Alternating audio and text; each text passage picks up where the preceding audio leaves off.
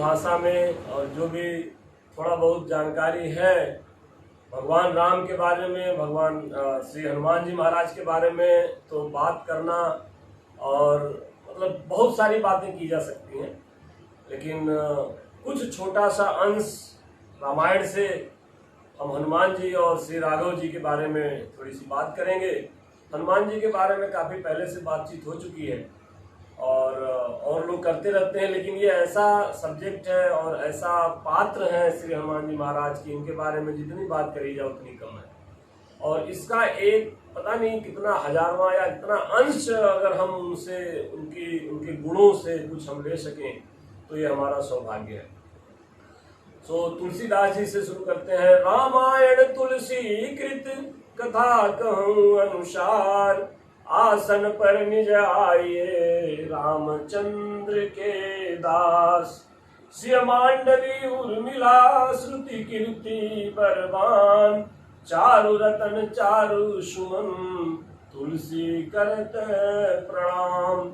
लोकाभिरामम रणरंग धीरम, राजीव नेत्रम रघुवंशनाथम, कारुण्य रूपम करुणाकरंतम, श्री रामचंद्रम शरणम प्रपद्ये।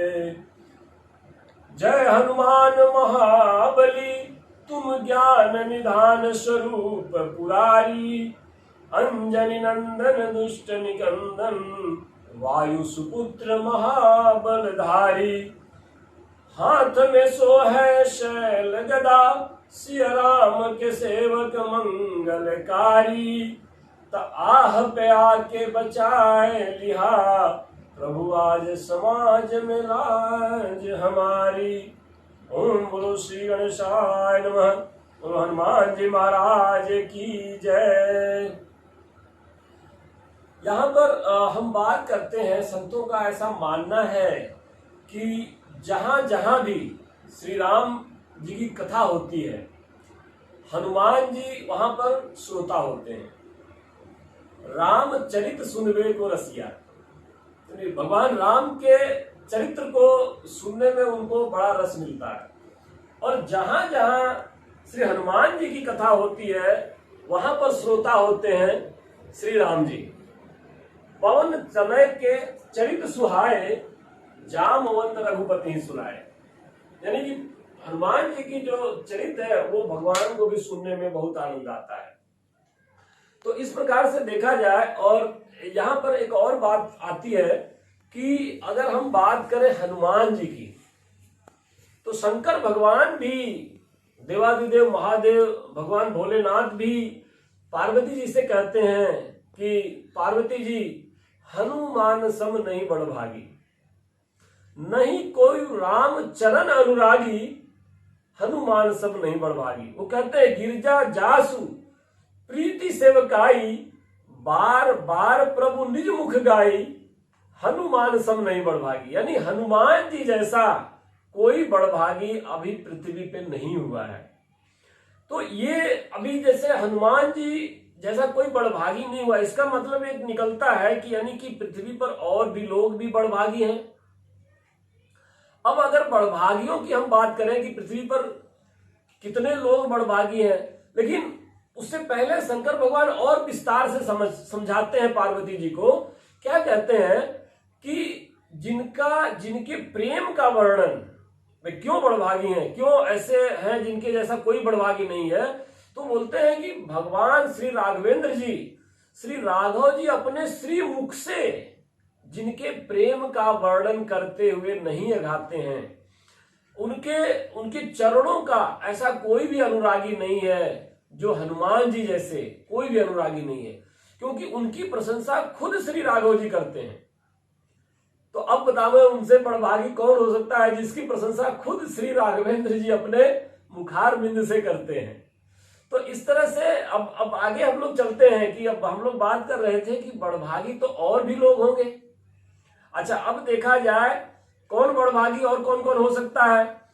तो यहां पर बड़े भाग्य मानुष तन पावा, तुलसीदास जी कहते हैं बड़े भाग्य मानुष तन पावा। तो यानी कि जो भी हम लोग हैं, जो पृथ्वी पर जो जन्म लिया मनुष्य रूप में, वो बड़भागी है। अच्छा, उसके बाद मनुष्य जन्म लेकर के सत्संग में आ गए, बड़े भाग्य पाई सत्संगा, तो वो भी बड़भागी हो गए। तो हम जो मनुष्य जन्म हमको मिला, हम तो बड़भागी हैं ही, उसके साथ हम सत्संग से जुड़ गए तो निश्चित रूप से हम बड़भागी हैं। अच्छा, उसके बाद सत्संग से जुड़ने के बाद हमारा प्रेम भगवान में हो गया, हमको भगवान की कथा अच्छी लगने लगी, हमको भगवान की कथा प्रिय लगने लगी, हमारे पैर जहां पर कथा होती है वहां पर ऑटोमेटिक जाने लगे। अब क्या हो गया, यानी कि हमको भगवान से प्रेम हो गया। तब हमको क्या कहे जाएंगे, अब जैसे कि जो बंदर थे भगवान जी के साथ रह करके, श्री राघव जी के साथ रह करके उनको भी प्रेम हो गया, तो बंदरों ने कहा हम सब सेवक अति बड़भागी, संतत सगुन ब्रह्म है अनुरागी, हम सब सेवक अति बड़भागी। यानी कि वो क्या हो गए, वो अति बड़भागी हो गए। यानी कि अब यहां पर बात निकल के आती है कि जो सत्संग से जुड़ गया और सत्संग से जुड़ने के कारण वो उनके चरण अपने आप भगवान की तरफ बढ़ने लगे, भगवान में प्रेम हो गया, अनुराग हो गया, वो क्या कहलाए फिर, अति बड़भागी। वो जैसे बंदरों ने कहा कि वो अति बड़भागी है। अच्छा, अभी बड़भागी यानी कि जो जन्म हुआ मनुष्य रूप में बड़भागी हो गया, और जो सत्संग में चला गया वो भी बड़भागी निश्चित रूप से, और जैसे जो भगवान को के में जिसमें प्रेम हो गया वो अति बड़भागी। अच्छा, अब कौन सा, अभी तो मान लीजिए हम भगवान की तरफ बढ़ते तो हम अति बड़भागी होते, लेकिन भगवान जिसकी तरफ बढ़ने लगे, भगवान श्री राघवेंद्र जी अपना अयोध्या धाम छोड़ करके जिनकी तरफ बढ़े, उनमें से कौन आएगा फिर, तो उसको कह सकते हैं अहिल्या जी जैसे, चरण लागी अतिशय बड़भागी। यानी कि जैसे ही भगवान का चरण पड़ा और वो अपने पत्थर से नारी रूप में हो गई और गई पतिलोक, अपने पतिलोक में गई।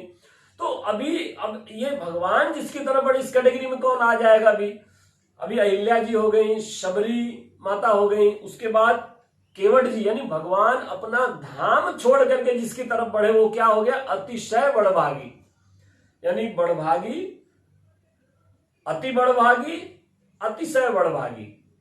अभी और कौन आता है देखते हैं, अभी कौन है जो कि बड़भागी की लिस्ट में भी नहीं आया है। तो अभी देखते हैं, जटायु जी के बारे में बात करते हैं। राम काज कारण तन त्यागी, हरिपुर गयो परम बड़भागी। अभी अब जटायु जी कैसे आ गए, भगवान की गोद में उनको मृत्यु प्राप्त हुई और वो हरिपुर गए सीधे। तुलसीदास जी कहते हैं राम काज कारण तन त्यागी, हरिपुर गयो परम बड़भागी। तो जटायु जी परम बड़भागी, तो अभी बड़भागी, अति बड़भागी, अतिशय बड़भागी और परम बड़भागी। तो तुलसीदास जी से लोगों ने पूछा कि अभी तो हनुमान जी कहाँ है इसमें, हनुमान जी तो आए ही नहीं कहीं।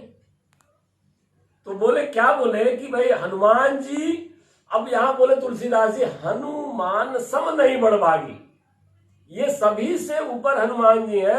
अच्छा, बोले ऐसा क्यों, ऐसा इसलिए क्योंकि हम बड़भागी हैं, या कोई अति बड़भागी, या कोई अतिशय बड़भागी है, या तो वो भगवान की कथा हम एक जगह सुन रहे हैं, लेकिन आज जैसे हमारे यहाँ कथा हम लोग के यहाँ हो रही है, उसी तरह से पूरे विश्व में पता नहीं कितनी जगह कथा हो रही है। तो हम आज यहाँ कथा सुन रहे हैं, लेकिन दूसरी जगह हम नहीं सुन सकते। हम अगर वहां सुन सकते हैं, यहाँ नहीं सुन सकते, यहाँ सुन सकते हैं। तो कोई भी प्राणी हम कथा एक जगह ही सुन सकते हैं, एक जगह से अधिक जगह नहीं सुन सकते। लेकिन हनुमान जी के साथ ऐसा नहीं है।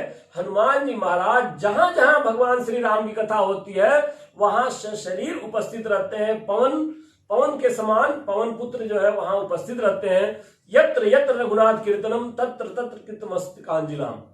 सो भगवान जहां भी हनुमान जी, तो इसलिए हनुमान जी जैसा हनुमान सम नहीं बड़भागी। दूसरी बात और है, क्या है, अच्छा अभी आप देखें तो जब लंका विजय कर करके भगवान राम आए अयोध्या, तो उनके साथ सारी मित्र मंडली आई थी। उसके बाद जब वो जाने लगे तो सबको जो है उन्होंने भेजा, अब गृह जाऊं सखा सब। तो उन्होंने कहा अब गृह जाऊं सखा सब, भजऊ मोहि दृढ़ नेम। तो सबको भेजा, इवन अंगद जी को भी भेजा, लेकिन हनुमान जी को नहीं भेजे। हनुमान जी नहीं गए। तो किसी ने पूछा कि भाई हनुमान जी को क्यों नहीं भेजा? तो बोले भाई उनका तो पहले तो बात तो घर नहीं है, लेकिन दूसरी बात और है, हम उनको नहीं भेज सकते क्योंकि हम उनके ऋणी हैं। कपिते ऋण में नहीं। भगवान कहते हैं कि भाई हम जब तक उनका ऋण नहीं चुका लेते तब तक हम उनको कैसे भेज दें, कैसे उनको हम विदा कर दें। तो अब ये हुआ कि भाई हनुमान जी महाराज भगवान जो है उनके ऋणी हैं। तो इस तरह से बात आने लगी। इसी बीच में अभी देखिए, इसको थोड़ा सा अगर हम एक कहानी के माध्यम से बताएं कि एक बार क्या हुआ कि श्री राघव जी और सीता माता जी, पूरा दरबार लगा हुआ था भगवान का, और वहां पर हनुमान जी भी बैठे थे। तो क्या हुआ कि श्री राघव जी बड़े पुत्र प्रेम, उनके मानस पुत्र हनुमान जी, तो पुत्र प्रेम में आकर के हनुमान जी की तरफ वो देखते थे। जब हनुमान जी की तरफ देखते थे, हनुमान जी सोचते थे अरे राघव जी मेरे प्रभु देख रहे हैं मेरी तरफ, जरा मैं भी तो देखूं। तो हनुमान जी जब राघव जी की तरफ देखते हैं तो राघव जी सीता जी की तरफ लगते हैं देखने। ये कार्यक्रम चलता रहा पूरा दिन, और सीता जी ने इसको नोटिस किया कि जब भी भगवान राम हनुमान जी की तरफ देखें तो हनुमान जी जब देखें श्री राम जी की तरफ तो राम जी सीता जी की तरफ देखने लगे। ऐसा दिन भर चलता रहा।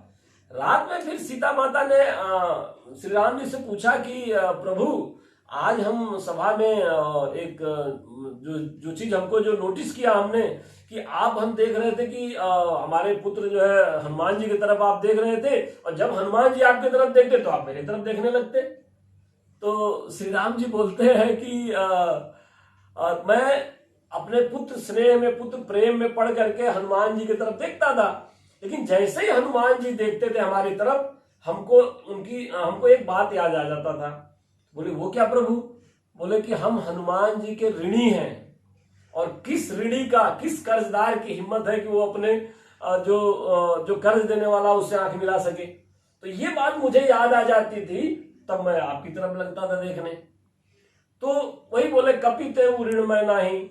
तो अब सीता जी बोले कि प्रभु आपको भी रहना है और भगवान जी को भी, हनुमान जी को भी रहना है यहीं पे, और ये ऐसा कब तक चलता रहेगा? तो आप उनका कर्ज चुका दीजिए। तो श्री राम जी बोलते हैं कि ऐसा नहीं कर सकते, उनका कर्ज नहीं चुकाया जा सकता, बड़ा कठिन काम है। तो बोले कि नहीं चुका सकते? तो बोले ना नहीं चुका सकते। तो बोले लिख के दे दीजिए कि हम आपका कर्ज नहीं चुका सकते। तो श्री राघव जी बोलते हैं हाँ ये बात सही है। तो अब जो है दूसरे दिन फिर सभा होती है, तो वहां पर जो है दरबार कुछ कह रहे हैं जी। सो दरबार लगता है, तो अब वहां पर श्री राघव जी एक चिट्ठी लिख करके हनुमान जी को देते हैं। तो हनुमान जी कहते हैं कि प्रभु क्या है ये? तो बोले यार देखो, अब हम जो है आपका, इसमें यही लिखा है कि हम आपका कर्ज नहीं चुका सकते। तो अभी जो है बोले प्रभु ऐसा कौन सा कर्ज है? बोले नहीं, इसमें यही लिखा है कि हम आपका कर्ज कभी नहीं चुका सकते। और ये कहते हुए श्री राम जी के नेत्र सजल हो जाते हैं, और वो कहते हैं कि आपके कारण श्री सुग्रीव जी को एक पद मिला, वो राजा बने, उनको राजा का पद मिला। आपके कारण श्री विभीषण जी को राजा का पद मिला, और आप ही के कारण हमको मिला, लेकिन आपको कुछ नहीं मिला। तो हनुमान जी श्री राघव जी के चरण पकड़ लेते हैं, दोनों चरण पकड़े कहते हैं प्रभु आपको, सुग्रीव जी को तो एक पद मिला राजा का पद, विभीषण जी को एक पद मिला, और बुरा न मानिए आपको भी एक ही पद मिला, लेकिन हमको तो ये दो पद मिला है। तो हमको इससे बढ़कर के और क्या चाहिए? तो ये कहे कि भगवान हनुमान जी कहते हैं ये दो पद ऐसे बहुत, तभी तुलसीदास जी कहते हैं हनुमान सम नहीं बड़भागी, यानी कि उनको राघव जी का दो पद मिला। उसके बाद एक और कथा, जब भगवान जी अपनी कथा का स्मरण करके श्री राघव जी साकेत धाम जाने लगे, उस समय भी क्या हुआ कि बोले कि हनुमान जी चलो हमारे साथ। तो हनुमान जी बोले आप चलिए, हम नहीं आएंगे भी। बोले अरे क्यों नहीं आओगे? बोले हम आपकी कथा सुन के आएंगे। बोले कथा सुन के आएंगे? बोले हाँ प्रभु। तो बोले कि हमारे साथ चलो, हमको ठुकरा रहे हो? बोले नहीं, वहां आप जाएंगे, वहां कथा होती है क्या आपकी? तो बोले नहीं, वहां तो हम ही होते हैं, वहां कथा नहीं होती है। तो बोले कि जरूरी नहीं है कि आप जहां हो आपकी कथा हो, लेकिन जहां कथा होती है वहां आप जरूर रहेंगे, ये पक्के गारंटी है, क्योंकि आप ही ने किया है, आप ही ने कहा है कि जहां जहां हमारी कथा होती है, हमारे गुणों का गान होता है, हम वहां मौजूद रहते हैं। तो इसीलिए हनुमान जी बोले कब तक आओगे, कब तक सुनोगे कथा? बोले जब तक पृथ्वी पर कथा होती रहेगी तब तक हम यहाँ पे आपकी कथा सुनते रहेंगे। इसीलिए जहां जहां श्री राघव जी की कथा होती है, हनुमान जी वहां पवन पुत्र और पवन के समान वहां पर मौजूद रहते हैं। तो ये जो आज का जो टेक अवे है, हम आज का जो हमारी जो वाणी है, हम लोगों ने जो बात किया कि ये हम अगर समर्पण करते हैं हम अपने आराध्य को, तो पूर्ण समर्पण होना चाहिए। अगर हम पूरी तरह से सब चीज से समर्पण करते हैं तो हमको वो सारी चीजें मिलेंगी जो हम चाहते हैं। जैसे हनुमान जी को वो सारी लगातार सत्संग में आते हैं, भक्तों की संगत में रहते हैं, तो हमको पता कैसे चलेगा कि संगत का असर हम पे क्या हो रहा है?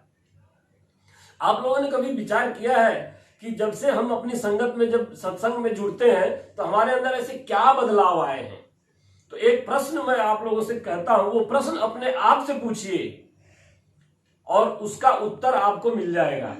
जिस दिन आपके पड़ोसी का विकास देख करके, आपके पड़ोसी की तरक्की देख के, आपके नजदीकी लोगों की तरक्की देख करके अंदर से खुशी होने लगे, उस दिन सोच जाइए कि आपके अंदर सत्संग का असर हो गया है।